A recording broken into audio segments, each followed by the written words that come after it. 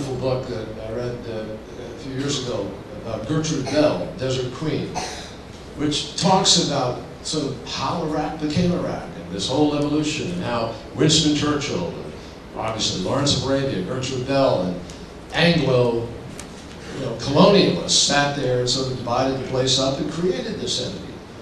And much of what we've done has been done out of ignorance.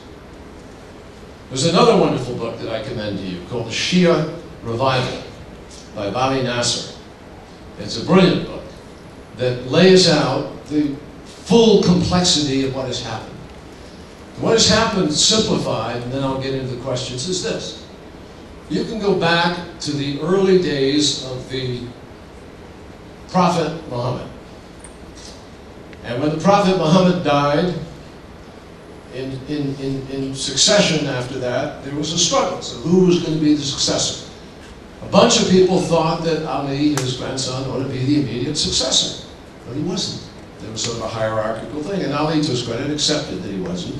But there were two intermediaries. And then finally, Ali became the caliphate. They were all assassinated, ladies and gentlemen. And ultimately, Ali's grandson, a fellow named Hussein, wound up in about 682 at a place called Karbala. And they were assaulted by, they were heading to Qum, which is in Iran, what is now Iran, from Najaf, which is in what is now Iraq.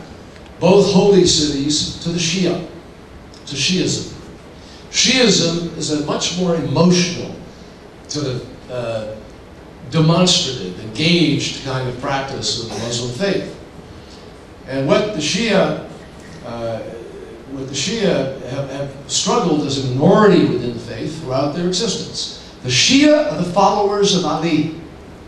The people who felt disgruntled in 600 CE that he wasn't then chosen to be the caliphate. This has gone on since then, folks. And I want to tell you, there are people at the highest levels of our government who didn't even understand the difference between Shia and Sunni when they got into this. So they wind up traveling to Iran, and guess what happens to them? They get attacked by the Sunni.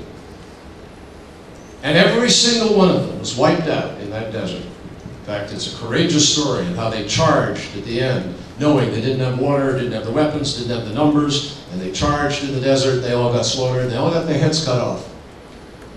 And they took their heads and they put them on posts in Najaf. And they took the head of Hussein, the grandson of Ali, and took it to Damascus ultimately. Interestingly enough, it was the sister of Hussein who promulgated the sort of Shia succession and brought this to life for all of our time, even to this day. You know how many people were in the desert with him? How many followers there were? 72. Does that ring a bell?